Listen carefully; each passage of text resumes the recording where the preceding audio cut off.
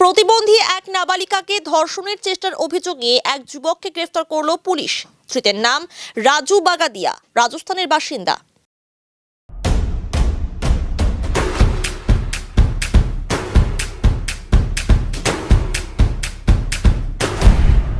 Stay tuned. Rajasthan থেকে কিছুদিন আগেই কাজের জন্য শিলিগুড়িতে আসে একটি দল। শিলিগুড়ির ১ নম্বর ওয়ার্ডে ভাড়া বাড়িতে ছিল তারা। অভিযোগ, সেই দলেরই এক যুবক প্রতিবেশী এক প্রতিবন্ধী নাবালিকাকে ধর্ষণের চেষ্টা করে। এই বিষয়ে নাবালিকার মামা বলেন, প্রায় ৩-৪ দিন আগে রাজস্থান থেকে কিছু মহিলা ও যুবক শিলিগুড়িতে আসে। তারা সকলেই বাড়ির পাশে একটি বাড়িতে ভাড়া ছিল। বাড়িতে আমার বোন ও প্রতিবন্ধী ভাগ্নি থাকে। গতকাল কাজ থেকে ফেরার পর ভাগ্নির চিৎকার শুনতে পেয়ে তার ঘরে পৌঁছাই।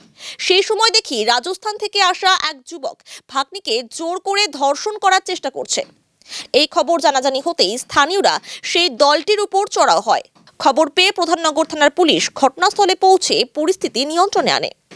এদিকে সুযোগ বুঝে অভিযুক্ত যুবক পালিয়ে যায়, যদিও পরে যুবককে গ্রেফতার করে পুলিশ। আজ ধৃতকে শিলিগুড়ি আদালতে তোলা হয়েছে। গোটা ঘটনার তদন্তে পুলিশ।